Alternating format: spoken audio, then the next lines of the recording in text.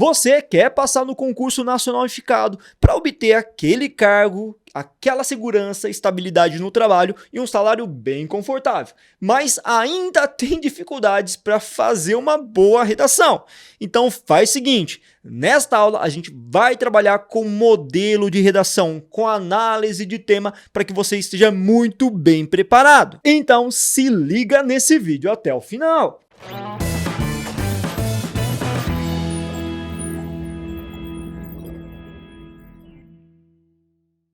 Fala, gente linda, beleza? Japa da redação aqui, sempre trazendo muito conteúdo de qualidade para vocês todos. E eu sei que vocês estão muito curiosos para saber como a gente desenvolve uma boa redação na banca CES Gran Rio.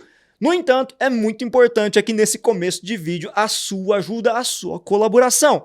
Então curta bastante nosso conteúdo, compartilhe com mais pessoas que têm dúvida acerca da redação para o concurso nacional unificado. Além do que, você pode dar aquela contribuição marota com a gente, se inscrever no nosso canal. Vale lembrar que é muito importante a sua inscrição, porque mais de 90%, você tem ideia disso? Mais de 90% do pessoal que consome nosso conteúdo não é inscrito. Então se inscreva, afinal de contas, nós vamos postar constantemente aqui conteúdo sobre a banca CES Gran Rio e sobre o concurso nacional unificado. Para não perder nada, você tem que ativar o sininho de notificações. Gente linda, são cerca de 3 vídeos em relação à redação, língua portuguesa, toda semana aqui no nosso canal. Então dá aquela força que a gente está precisando bastante da sua ajuda. Dito isso, vamos para a nossa aula propriamente. E olha só o que eu vou fazer neste vídeo. Eu trouxe para vocês o tema de redação do Banco do Brasil 2023, concurso do ano passado, que foi feito pela banca CES Gran Rio. Vai lembrar que é a mesma banca que vai elaborar e corrigir a redação do concurso nacional unificado. E é muito importante você ter como parâmetro, que certamente vai te ajudar bastante a entender, compreender a dinâmica da redação. E o tema do Banco do Brasil 2023 foi justamente esse aqui, ó, desafios do resgate da cidadania e dos direitos das pessoas com deficiência no Brasil. Poxa, professor, que teminha capcioso, difícil, não? Calma, calma, jovem aprendiz, muita calma neste momento, porque eu vou te ajudar a resolver esse problema de compreender a proposta de redação e aplicar um modelinho bem bacaninha que pode te inspirar de repente a entender melhor a dinâmica de estrutura de texto dissertativo. E para isso a gente tem que entender muito bem a proposta de redação. Então, além dessa comandinha básica que a gente tem e muito bem construída e fundamentada, a gente tem que entender também quais as informações os textos motivadores nos trazem. Gente, não cometam esse erro de apenas ir para a comanda para tentar poupar tempo e esquecer dos textos motivadores. Isso é um problema sério, grave, bem amador. Então você vai ler a comanda e associar essa comanda aos textos motivadores, porque são eles os grandes responsáveis por nortear o que a gente deve ou não deve colocar, como a gente deve ou não proceder na elaboração da redação. Editor, então sobe para mim o primeiro texto motivador, lembrando que são 2, fácil leitura, fácil entendimento. Olha só o que o texto número 1 nos trazia, portanto. A pessoa com deficiência no mercado de trabalho, título. Um levantamento do IBGE aponta que a inclusão de pessoas com deficiência no mercado de trabalho ainda é um obstáculo. Apenas 28,3% delas em idade de trabalhar, de 14 anos ou mais de idade, se posiciona na força de trabalho brasileira. Olha só o dado, gente, o dado que representa, significa a exclusão das pessoas com deficiência do mercado de trabalho. Isso tem uma fundamentação, isso tem uma outra razão por trás, que é base, que é a formação educacional, que esse texto vai tratar também. Veja na sequência. Entre as pessoas sem deficiência, o índice sobe para 63%. A desigualdade também aparece no nível de escolaridade. Quase 68% da população com deficiência não tem instrução ou possui ensino fundamental incompleto. Isso significa que o problema começa na base da formação dessas pessoas, na falta de oportunização dos estudos para a formação profissional que vai garantir efetivamente um cargo, uma função dentro do mercado de trabalho. Agora vamos dar uma olhadinha no que o texto 2 nos trazia de importante. Olha só o título. Como a arquitetura pode contribuir para reduzir os preconceitos? Curioso esse título, né? A arquitetura sendo utilizado para reduzir os preconceitos? Não está havendo aí uma espécie de pergunta que gera uma possibilidade até de intervenção, de uma solução para o problema? Pois bem, vamos analisar esse texto com mais calma. Falar de acessibilidade é pensar não só em inclusão, mas em compreender o universo de outras pessoas. No caso de quem vive com alguma deficiência física ou mobilidade reduzida, a acessibilidade arquitetônica é um exemplo. Olha só que expressão interessante, acessibilidade arquitetônica. E para a professora de Arquitetura e Urbanismo, mestra Kelly Cristine Silva de Lima, a acessibilidade arquitetônica pode diminuir os preconceitos e estereótipos que promovem a exclusão dessas pessoas, dos PCDs. A lógica é de que, se o direito à mobilidade e segurança é compartilhado por todos, não se percebem diferenças. São as diferenças que podem gerar os sentimentos de preconceito, de incapacidade nas pessoas com deficiência ou mobilidade reduzida. Em poucas palavras, oportunidades de uso dos espaços com igualdade para todos, acrescentou. Então veja que para essa professora, o importante é que haja uma arquitetura que permita a mobilidade, a igualdade de direitos, o acesso a bens, a prédios públicos, enfim, como fator determinante para incluir pessoas que têm a mobilidade reduzida, entre elas as PCDs. A partir da leitura desse texto, vamos recapitular um pouquinho as informações trazidas por eles? Veja, o texto número 1 basicamente dizia que os PCDs são excluídas do ambiente educacional e como consequência disso, pela má formação profissional, pela má formação educacional, também podem ser excluídas do mercado de trabalho. Isso acontece porque um depende do outro necessariamente para a gente poder ter uma inclusão efetiva.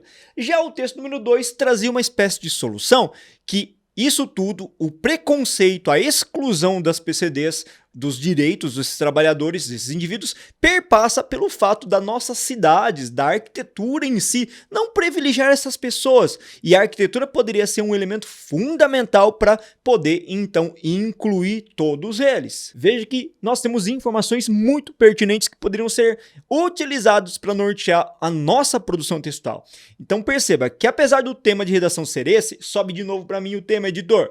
O desafio do resgate da cidadania e dos direitos das pessoas com deficiência no Brasil, você deveria pegar essas informações dos textos motivadores e tentar alinhar com essa temática, porque os textos são fundamentais para nortear o que a expectativa da banca quer, deseja, quais são as ideias que devem ser trabalhadas para você se dar muito bem na redação. Beleza, professor, agora que eu entendi os textos motivadores, agora que eu entendi mais ou menos as expectativas da banca, a questão é, como eu deveria começar a escrever, o que deveria anteceder a própria escrita desse texto? Primeiramente, cara, você tem que compreender a comanda de redação, como a gente colocou, mas tomando o cuidado de demarcar as palavras-chave, isso é muito importante. Qualquer tema de redação que você encontre, você precisa encontrar as palavras-chave desta comanda. A meu ver, as palavras-chave estão associadas principalmente às questões que envolvem o resgate da cidadania, que é um fator determinante para qualquer cidadão, a manutenção da cidadania para ser visibilizado e para ter seus direitos garantidos, assim como também o termo PCD, ou seja, pessoas com deficiência. Depois que você encontrou essas palavras-chave, você tem que entender que todo tema de redação como esse, que tem uma temática, uma abordagem mais social, trabalha sempre com um problema que deve ser levantado, um problema que deve ser discutido. E qual o problema que você deve reconhecer nesse caso aí, gente? O problema que você deve reconhecer, provavelmente, está associado à exclusão das pessoas com deficiência. A forma como elas são excluídas do trabalho, dos estudos, dos ambientes também, espaços, sejam eles públicos ou privados, por conta da falta de mobilidade, por conta de uma arquitetura que é hostil a eles. Com certeza, essas pessoas sofrem, então, de acordo com esse problema, para ter realmente a sua dignidade, a sua cidadania garantida. Agora que você entendeu o problema, agora que você entendeu plenamente a comanda, vem um terceiro momento, que é você perceber quais são as razões, as causas e as consequências desse dilema para os PCDs. E olha, olhando os textos motivadores, a gente percebe que uma das causas para que as pessoas com deficiência sejam excluídas do mercado de trabalho, assim como das escolas, é a questão da arquitetura, não é? E eu também poderia plenamente trocar uma ideia com vocês e chegar à conclusão, de acordo com uma perspectiva minha, que um dos grandes problemas que nós temos na nossa sociedade é o preconceito. Veja então que são inúmeras causas, mas a gente tem que tomar o cuidado numa redação para delimitá-la. A gente não pode falar de tudo, não tem como, é uma redação que tem apenas 30 linhas para você desenvolver. Então, resultado, você tem que trabalhar muito bem pelo menos 2 ou 3 argumentos, 2 causas, 3 causas. Claro que você também pode trabalhar com consequências. São estratégias diferentes que vocês podem adotar. Mas no caso da nossa redação aqui, eu vou trazer as causas do problema. Agora que você entendeu bonitinho o que a proposta queria, a gente pode fazer um projeto de texto bem bacaninha. Pô, professor, o que é esse bendito do projeto de texto? Já te explico, mas antes eu quero convidar vocês também a conhecer um pouquinho mais do nosso trabalho dentro da nossa plataforma. Nós trabalhamos com uma metodologia muito reconhecida que funcionou muito para os nossos alunos que prestaram Enem, concursos públicos no ano de 2023, que é baseado numa metodologia chamada de 4A. Pô, professor, o que é essa metodologia 4A que você tanto fala aí? Nossa metodologia 4A feita na plataforma Corrigna parte do pressuposto de que você tem que ter uma aula de qualidade e uma aula voltada única exclusivamente para a redação, para o concurso público, para a prova que você vai fazer, e nós contamos com uma série de conteúdos de aula programadas para atingir os seus objetivos e entender bem a dissertação. E aí vem o nosso segundo A, com a aplicação da teoria à prática, fazendo redação e enviando para os nossos corretores. Na sequência, nós temos a avaliação, nosso terceiro A, em que o nosso corretor vai fazer a avaliação da sua redação com feedback detalhado e personalizado, voltado para que você possa perceber os seus erros. E por último vem a sua análise, o nosso quarto A, que parte do princípio de que você tem que fazer a leitura da sua redação, mais uma vez, acompanhado dos apontamentos e das orientações feitas pelo corretor profissional. A partir disso, você vai reiniciar o ciclo de confecção para enviar uma próxima redação. Dessa forma, com a metodologia 4A, você evolui gradativamente. Então, gente linda, vocês estão esperando o quê? Vai lá, clica no link que está na descrição desse vídeo e venha fazer parte dessa grande família de vencedores. Gente linda, depois desse merchanzinho básico, agora sim eu vou falar para vocês o que é o bendito do projeto de texto. Para ilustrar isso, nada melhor do que uma imagem, que um esqueminha. Editor, sobe para mim o esqueminha na íntegra, na tela inteira, e nesse momento vocês não vão me ver, tá? Verifica que o nosso esqueminha de redação é feito a partir dessa divisão que vocês estão vendo. Nós temos do número 1 ao 4. Cada bloquinho representa uma macroestrutura, representa um parágrafo. O primeiro para a introdução, o segundo e o terceiro para o nosso desenvolvimento, 2 parágrafos voltados para a argumentação, portanto, e o quarto para a nossa conclusão, fechamento do nosso texto a partir de intervenções, beleza? E olha só o que eu esquematizei na minha cabeça. Esse esqueminha, ele vem antes de você fazer o rascunho. Eu vou pensando, racionalizando, verificando pelas informações que eu tenho o que é melhor para colocar na elaboração desse texto. Então, na introdução, por exemplo, eu pensei em fazer um parágrafo inicial com 4 períodos, cada um desses períodos com uma função muito específica. Eu vou estabelecer a primeira contextualização, primeiro momento, né, que eu vou trazer para o meu corretor, para o meu leitor hipotético, as informações que estão presentes no Estatuto da Pessoa com Deficiência de 2015. Contextualizando como a nossa legislação ela garante os direitos a essa pessoa. No segundo período, especificamente, eu trago uma problematização, em que eu determino que há um problema e qual é esse problema que é trazido, obviamente, na comanda de redação. Já no terceiro período, eu vou definir claramente e antecipadamente o que eu pretendo fazer nessa tese, nessa proposição, nesse texto de redação. Vou falar do preconceito como um fator determinante para a exclusão das pessoas com deficiência no Brasil, assim como também da falta de acessibilidade, que é uma informação trazida pelo texto motivador 2. Já nos parágrafos de desenvolvimento, você pode observar que a gente dividiu cada um deles em 4 períodos, tanto 2 quanto 3, parágrafos esses enumerados bonitinho para você identificar. A gente tem 4 períodos, cada período com uma função específica. Aqui eu vou falar para vocês de maneira mais genérica, ok? Nós temos o tópico frasal, que nada mais é do que uma sentença inicial que define, delimita, norteia o conteúdo de todo o parágrafo. nós temos na sequência um repertório, nós temos depois uma argumentação, que é uma análise desse repertório associado, claro, ao tópico frasal, e por último um fechamento com uma conclusão deste parágrafo, dos parágrafos de desenvolvimento. Então veja que as estruturas são semelhantes e todos os parágrafos de desenvolvimento são programados para trazer um repertório, beleza? Já na conclusão, que é o nosso quarto e último parágrafo, eu dividi em 4 períodos, em que no primeiro eu retomo o problema, retomo a tese, retomo a discussão estabelecida no desenvolvimento de maneira bem sintética.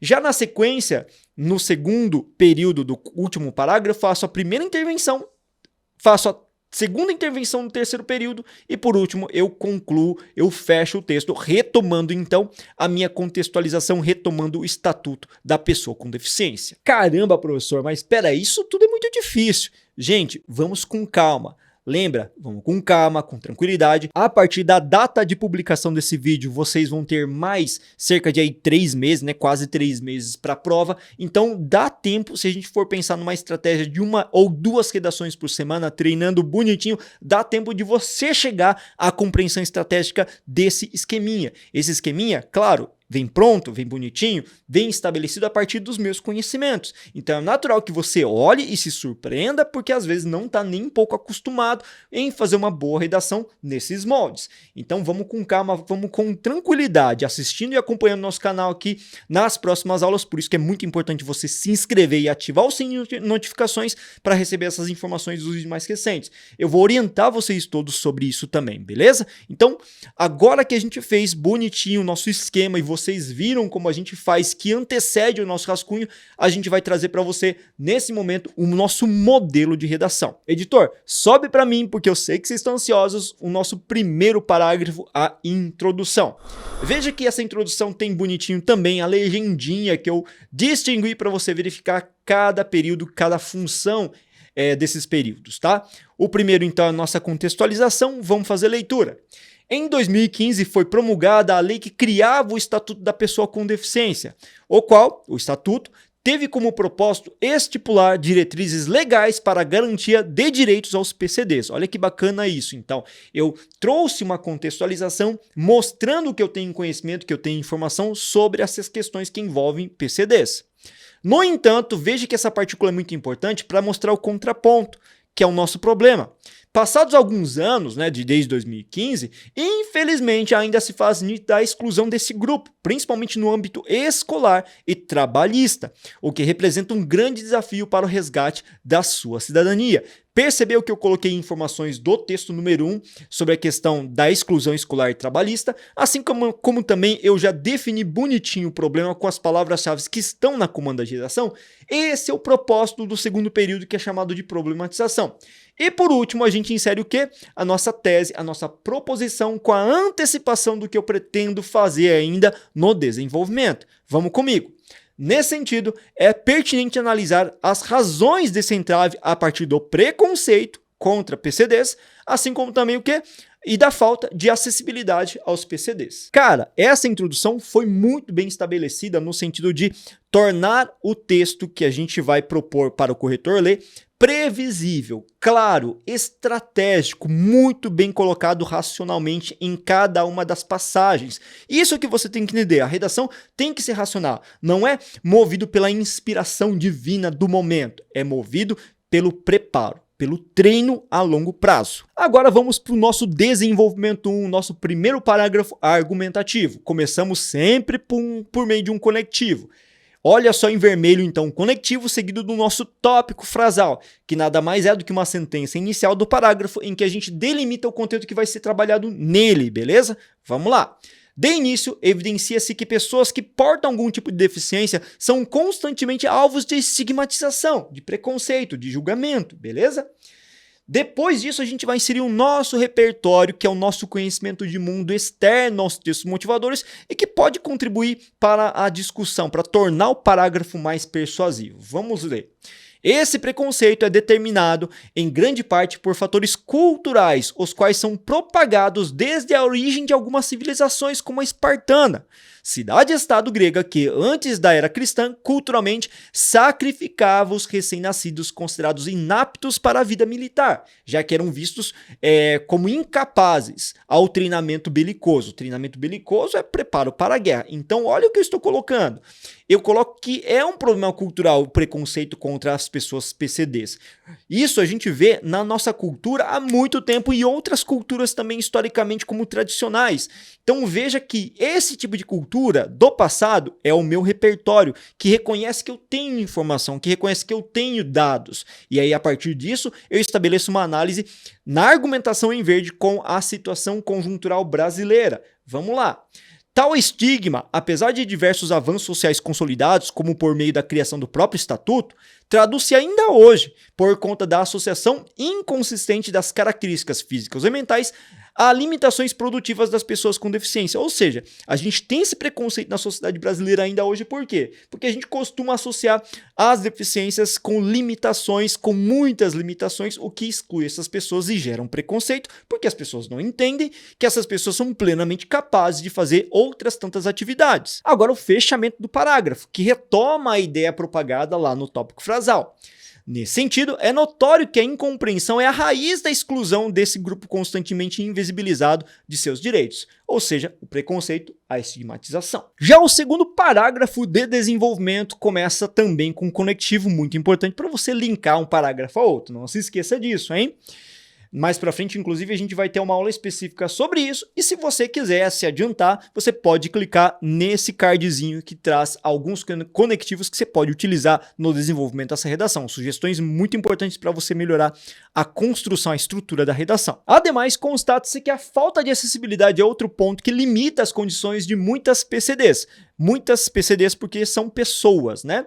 As quais apresentam alguma restrição de movimento. Veja que o nosso tópico frasal então fala da questão da falta de acessibilidade. Lembra, retomando a nossa tese, a nossa proposição lá na introdução. Agora vamos para o repertório, só que nesse caso eu trouxe um repertório de senso comum. Uma informação que é plausível pela percepção empírica, né? Pela análise real, conjuntural, a gente vê por aí, beleza? Olha só o que eu trouxe. E também, claro, associado a questões de legislação. Nesse sentido, é imperativo refletir acerca das constituições das urbes brasileiras, das cidades, né?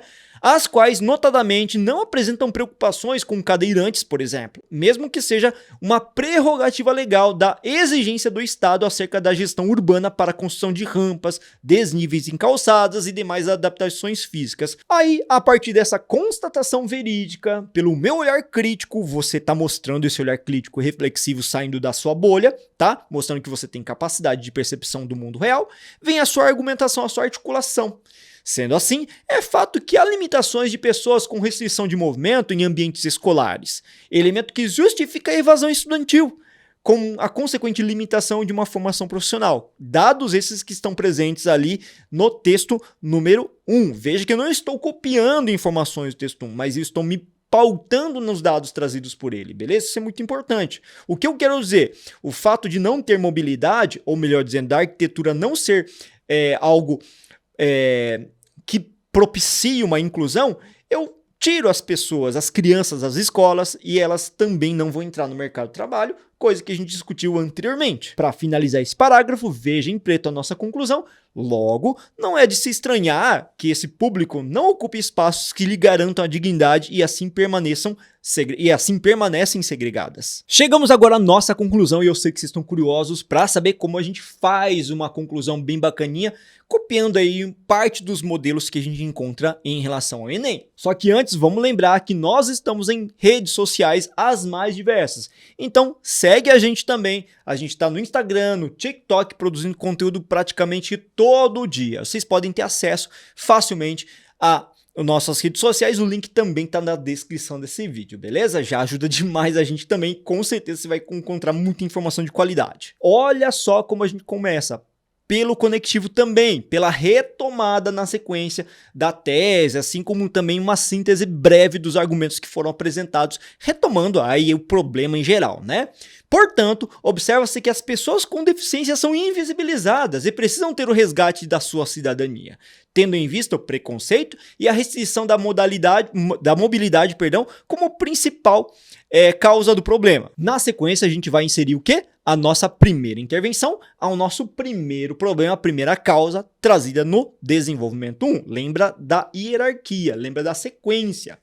Assim sendo, para superar esse desafio, o Ministério da Educação, olha o nosso agente, deve ampliar campanhas de conscientização, olha a nossa ação, que construa uma sociedade mais empática, veja o efeito pretendido. Já a segunda intervenção, um pouco mais complexa, em verde traz essa medida. Além disso, o Estado, em parceria com empresas do setor de construção, veja que nós temos aí o nosso agente, deve ampliar investimentos para reestruturar os municípios no sentido de promover uma arquitetura acessível em locais como escolas e prédios comerciais. Veja que eu tenho uma ação e meu efeito, com rampas e até exemplificação, com rampas, elevadores, pisos táteis e corrimãos. Veja que a nossa segunda intervenção é mais complexa, não é? E para fechar o nosso texto, certamente que a partir dessas ações, retomando então a nossa introdução lá no comecinho, será possível que o Estatuto da Pessoa com Deficiência esteja mais próximo da realidade nacional.